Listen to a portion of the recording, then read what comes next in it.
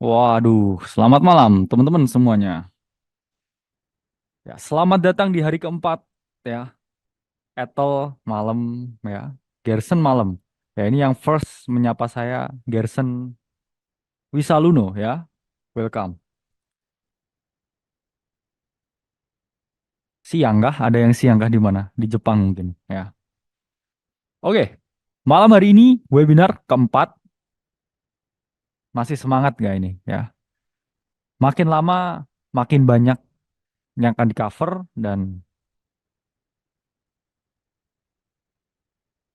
semoga bermanfaat ya ke teman-teman semuanya. Oke. Tetap semangat ya semuanya. Jadi formatnya nanti setelah selesai ya rangkaian webinar ini kita akan membuat kelas satu ya dan satu live dengan format seperti ini ya secara 100% gratis untuk semua member. Jadi next kita udah nggak ada yang namanya webinar berbayar, oke? Jadi semua webinar gratis dalam format kuliah seperti ini ya, visual seperti ini dengan pemaparan materi dan dua kali ya seminggu ya live trade dan juga satu kuliah seperti ini ya kuliah materinya kripto ya jadi everything about crypto atau mungkin dua kali ya jadi HSS-nya besok di mana nggak jadi di reschedule ya saya jadi tetap ya besok nggak ada HSS besok jadi tetap kayak hari ini ya besok tetap live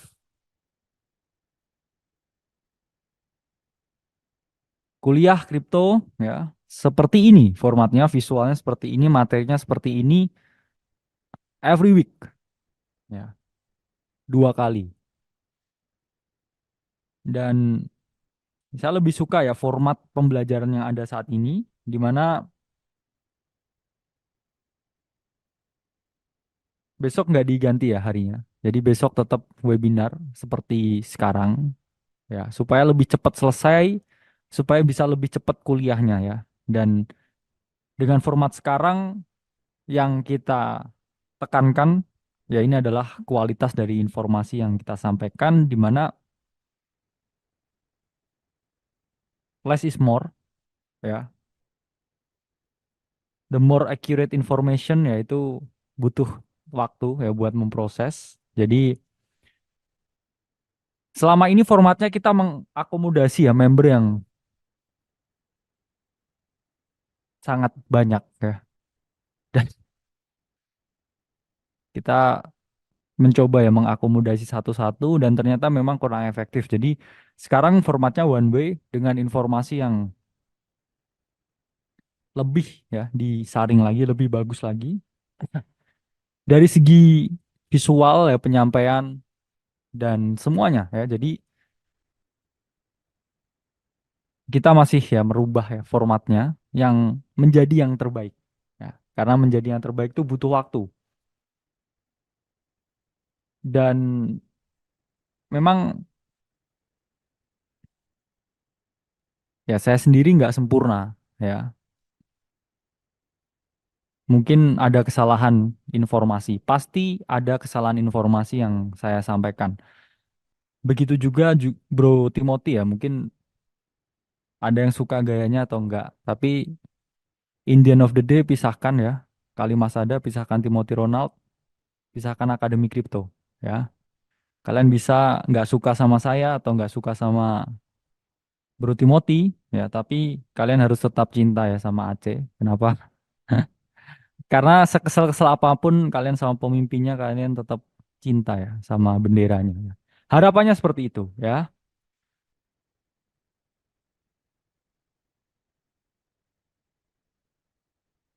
Ya, kalian bisa ya. Ya maki-maki saya sesukanya, tapi jangan Aceh ya. Karena Aceh is family, ya. Aceh is community. Dan ya, kita di sini semua keluarga ya. Dan gak ada keluarga yang suka, keluarga yang lainnya susah. ya. Jadi memang Aceh is family, oke.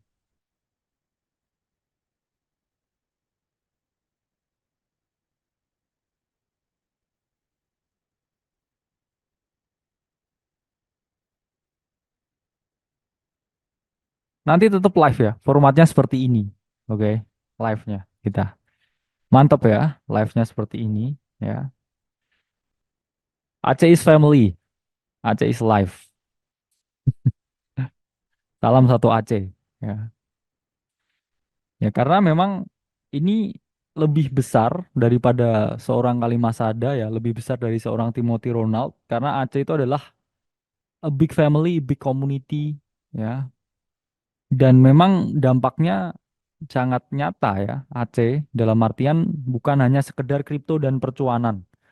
Kita bisa lihat banyak sekali movement yang dibuat teman-teman di daerah itu sangat positif ya. Mereka teman-teman ini kumpul-kumpul, belajar bareng ya. Itu bahkan kadang bukan cuman kripto loh ya, mereka tuh kumpul-kumpul bareng.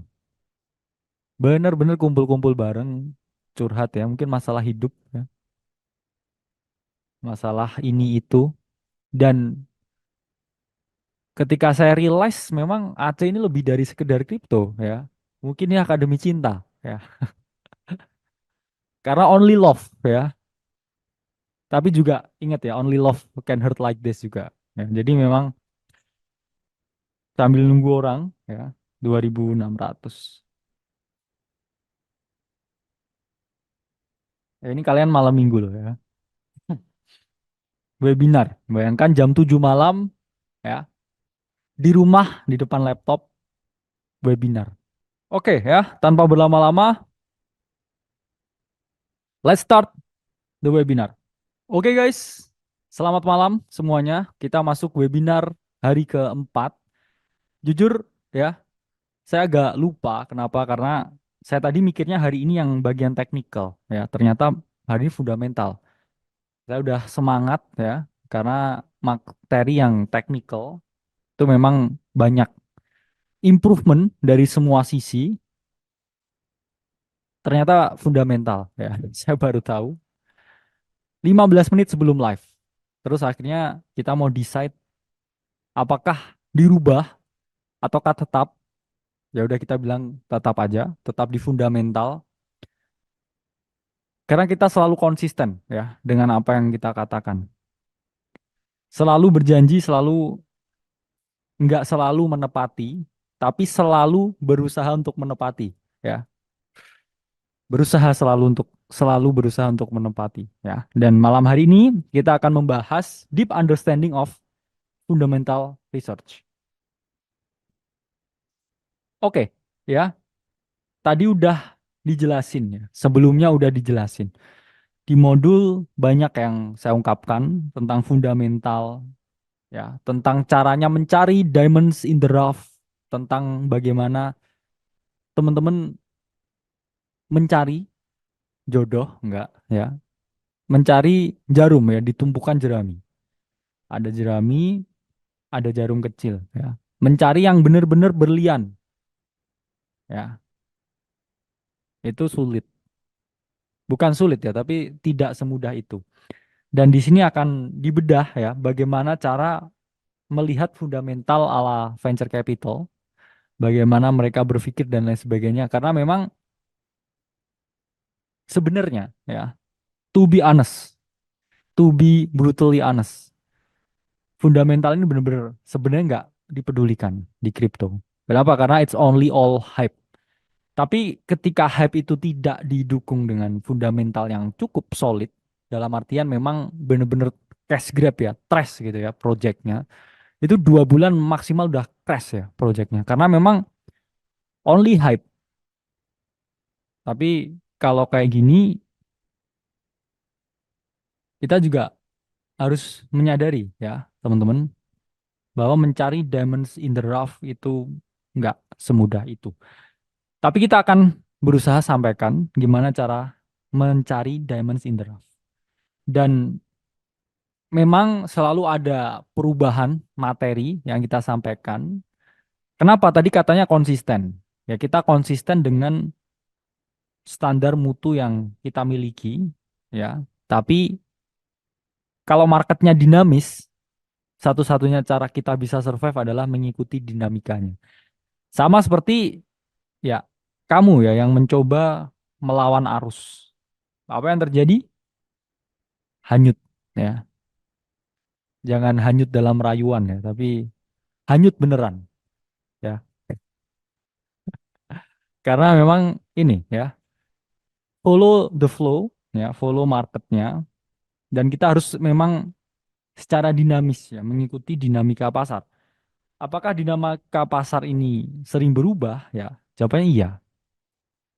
Setiap saat selalu ada informasi baru, setiap saat selalu ada isu baru, setiap saat selalu ada narasi baru. Kemarin udah dijelaskan secara gamblang gimana teman-teman breakdown naratif ya, secara prosedur. Itu yang memang kita lakukan di sini. Itu yang memang saya lakukan di sini. Itu membedah bagaimana kita mencari dan mengkurasi informasi sampai akhirnya kita mengambil suatu potensi keputusan tertentu ya. Misalkan kemarin ya dari Cointelegraph lihat research dan kemudian picking koinnya apa. Nah, ini akan disampaikan lagi ya secara fundamental karena memang ya kita di sini fokusnya mencari project yang under value atau project yang masih under the radar ya. Ini sama sulitnya seperti cari ya sesuatu yang masih low key ya, masih hidden gem. Ini analoginya mungkin kayak warung ya. Jadi memang ini warungnya murah, enak, tempatnya bagus ya, Instagramable. Tapi ternyata yang Instagramable, oke, itu selalu nggak punya Instagram. Nah ini bagus ini buat quotes ya. Yang Instagramable selalu nggak punya Instagram. Nah, yang Instagramable selalu nggak bisa ditemukan di Instagram. Nah, itu yang paling cocok ya.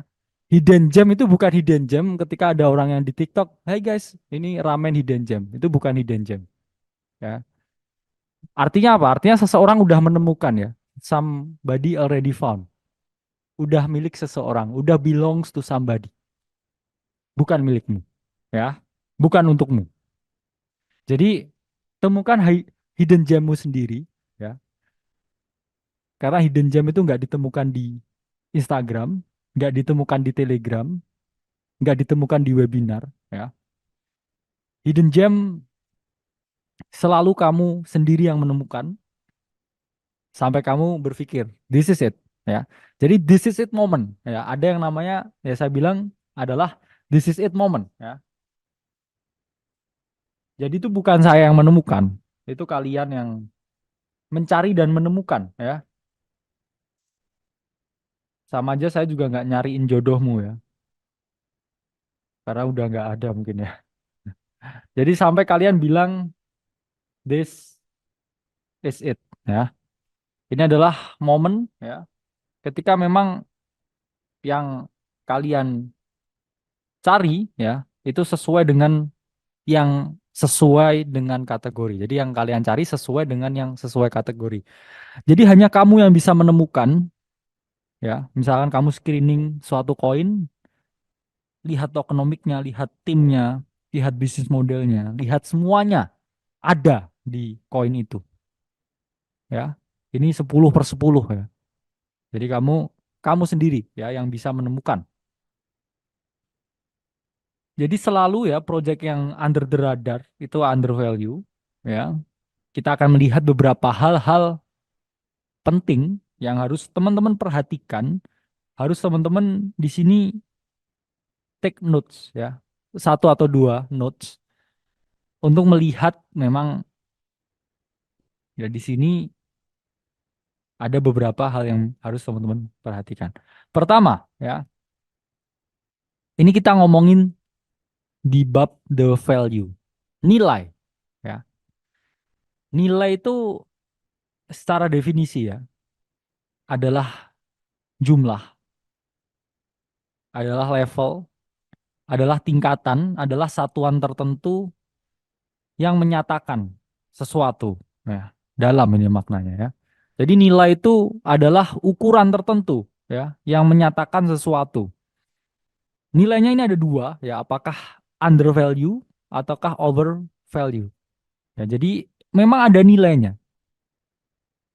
Semua itu ada nilainya. Saya sangat percaya bahwa dunia ini ya semua ini bisa dinilai. Bahkan ketampanan seseorang ya itu ada ukurannya, ya ada matriksnya, ada jumlahnya, ada nilainya ya.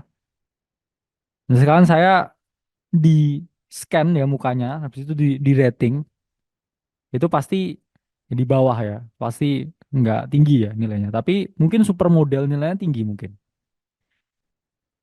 Yang mana memang semua itu ada nilainya. Semua itu saya percaya bahwa dunia ini tempat yang sangat bisa diukur, ya. Perhatian saya pun bisa diukur ya. 100 gitu perhatian.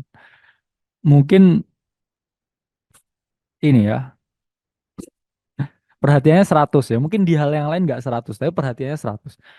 Itu adalah tingkat kepedulian ya. Semua itu bisa dinilai.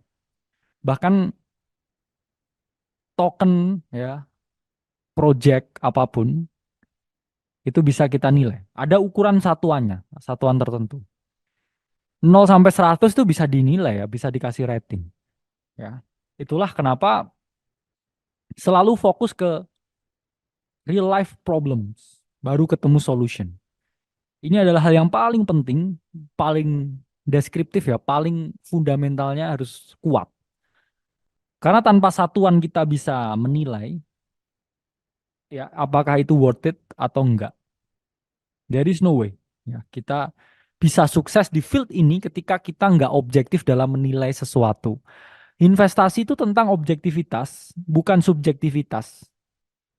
Karena nggak ada rasa ya di investasi. Memang adanya keyakinan, tapi keyakinan itu berbeda dengan taste ya, berbeda dengan rasa, berbeda dengan suka nggak suka. Karena saya tahu mempelajari ada orang yang berinvestasi, ini sumpah demi Allah ya, ada orang yang berinvestasi terhadap sesuatu karena suka logo koinnya. Ada orang yang suka berinvestasi sesuatu karena dia suka namanya, ya, mantap ya, mantap gitu. Akhirnya dia invest di situ. Ada orang yang suka berinvestasi karena suka tikernya ya, tiba-tiba apa tikernya Luna gitu. Oh, ya. Itulah kenapa koin-koin ini selalu wanita ya. Nama tikernya wanita ya, Luna, Uma ya. Terus supaya apa? Supaya ada daya tariknya. Dan ini secara psikologis teman-teman memang ada ya. Satu-satunya hal yang bisa membuat sesuatu itu disukai ya. It's based on theory and research.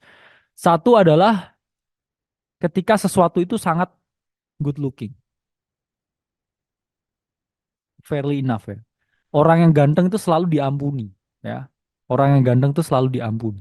Tapi orang yang kurang ganteng itu selalu nggak diampuni ya. That's life. Kenapa? Karena ada kecenderungan orang ini suka dengan sesuatu yang good looking, eye catching, mencolok, ya, mencolok di mata.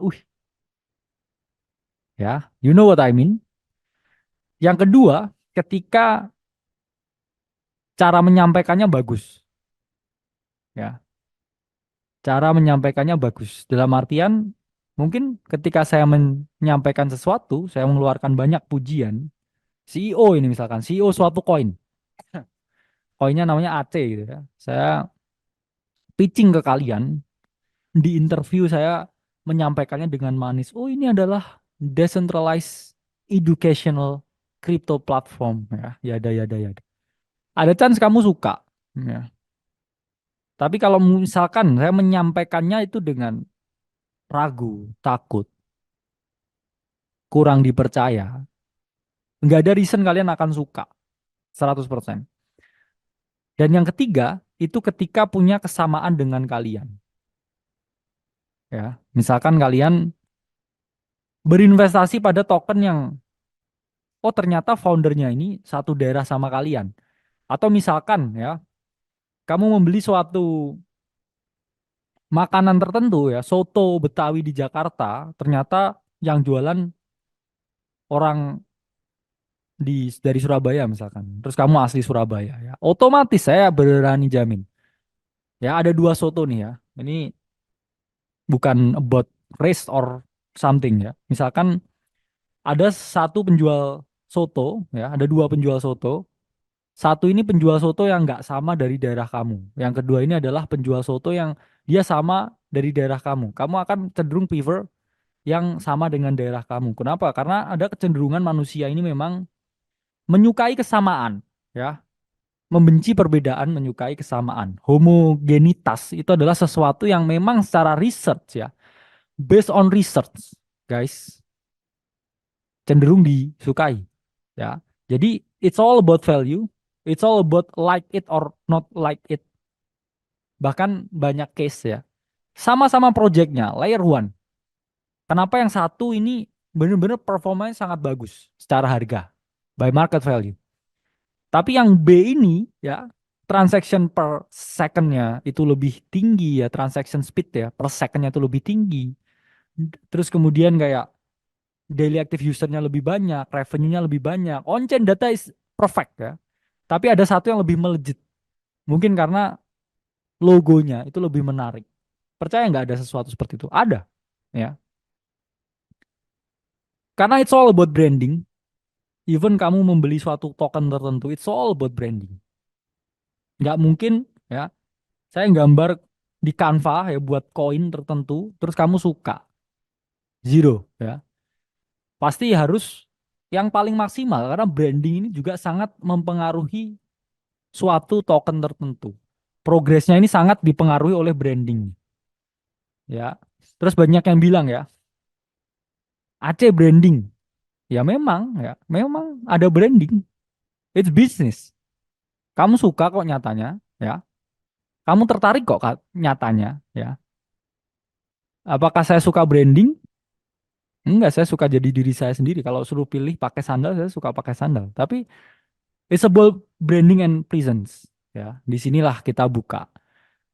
Ketika saya ya pengen jadi kayak yang saya pengen, ya orang ngiranya dosen palsu. Bahkan sampai sekarang pun ngiranya juga dosen palsu. Itulah kenapa saya dress up, ya, lebih rapi, ya nggak pernah pakai kaos. Kenapa? Supaya presence-nya oke. Dari look-nya oke, ya. Baru kamu dengerin apa yang saya omongin. Kalau misalkan saya pakai kaos gitu ya, terus habis itu nyeleneh gitu, ya, ya, ya, kamu nggak akan mungkin bisa percaya dengan apa yang saya sampaikan. Jadi it's all about value, it's all about significant market value di kripto yang ada saat ini. Itulah kenapa ya era yang ada saat ini memang branding itu juga penting, tapi tanpa adanya value tidak akan pernah bisa apapun itu bertahan. Semua itu tentang value. Ketika value-nya itu match dengan yang dibrandingkan, itu akan menjadikan suatu komposisi yang memang tidak terkalahkan.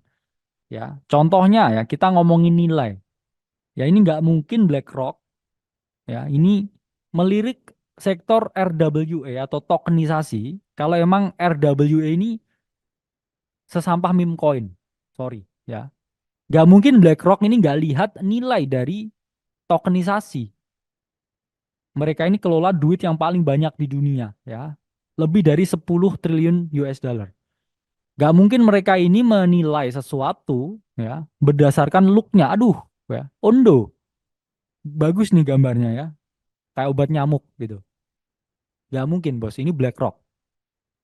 BlackRock berpikirnya ya Ondo ini proyeknya kapasitasnya seperti apa, likuiditasnya seperti apa, potensi scale up-nya seperti apa. Dia pasti melihat itu. Ya, setelah itu dilihat ya di terawang, itu baru dia memutuskan oke kita akan berinvestasi di aset ini. Dilihat dulu ya dashboardnya, kinerjanya, ya jalannya seperti apa. Baru setelah itu, ya teman-teman, setelah ketahuan nilainya, project itu baru dilirik oleh visi. Jadi ini kita juga banyak juga ya teman-teman visi ya salah satunya Pak Niko juga ya. Jadi diamonds in the rough itu real ya.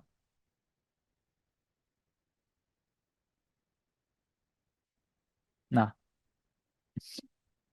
Ini adalah diamonds in the rough.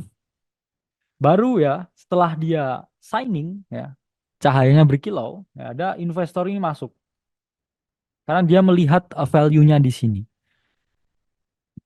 Tanpa ini bersinar, ya, nggak mungkin bisa dilihat ya oleh seseorang, ya. Berarti ada sinarnya. Tapi sinarnya, nah ini analogi yang tepat. Tapi sinarnya mungkin terhalang yang namanya tembok exposure. Ya. Sama seperti kamu menemukan hidden gem. Gak mungkin yang namanya hidden gem, tokonya, warungnya, itu di pinggir jalan protokoler. Gak mungkin, pasti di dalam gang. Sehingga ada yang namanya resistance untuk kamu melihatnya. Dan hanya kamu yang bisa menemukannya, ya. Menemukan hidden gem ini. Karena pasti ada yang namanya resistance. Dan resistance ini adalah kendala, ya. Namanya adalah resistance. Resistance itu kendala atau halangan atau tembok yang membatasi, ya, cahaya ini terlihat di mata kalian. Ya, ini yang membatasi, ya. Kamu bisa melihat cahayanya itu apa? Tembok. Cahaya matahari itu akan selalu menyinari bumi. Kecuali kalau kamu di bawah lereng gunung terus ketutupan, cahaya mataharinya baru nggak kelihatan. Kecuali kamu di dalam rumah dan rumahmu hanya full dengan tembok. Kamu nggak akan pernah bisa melihat sinar matahari. Basically, ya, hidden gem is there. Ya. Matahari itu selalu di atas, selalu di sana.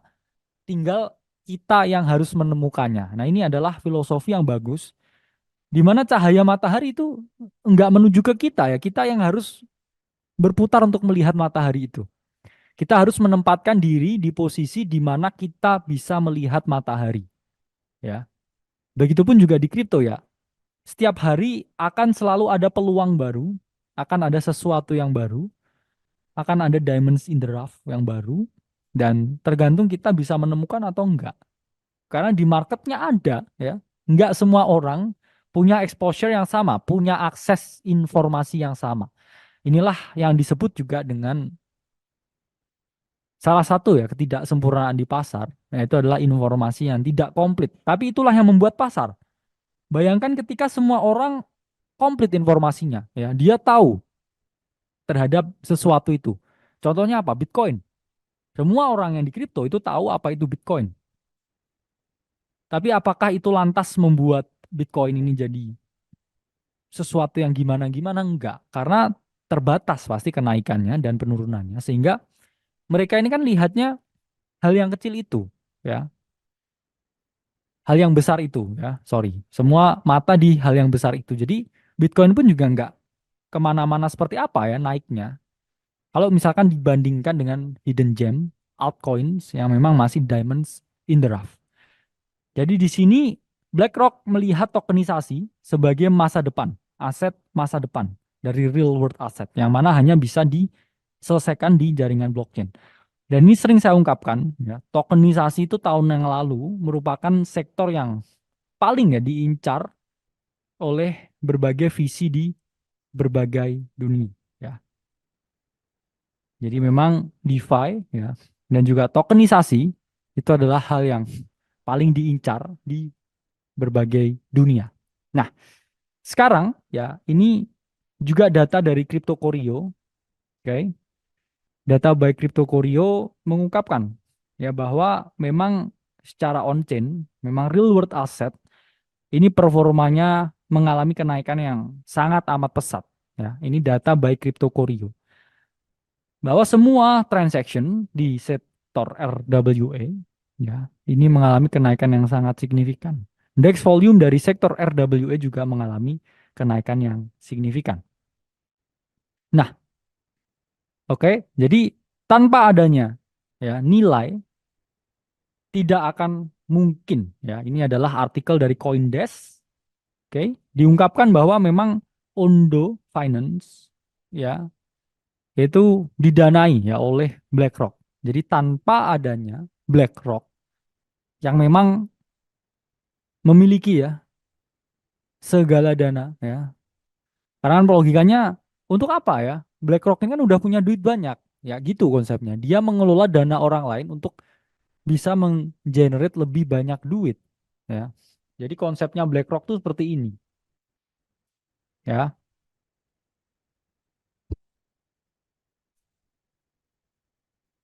Nah, ini adalah konsepnya dari BlackRock. Oh, ini oke. Nah, ini adalah kolam ya. Terus orang-orang ini mengisi air di sini. Itulah kenapa disebut sebagai likuiditas ya, atau cash. Semua orang ya, di berbagai dunia ini mengumpulkan dananya ke dalam BlackRock ya. Ini adalah world atau dunia. Nah, BlackRock ini selalu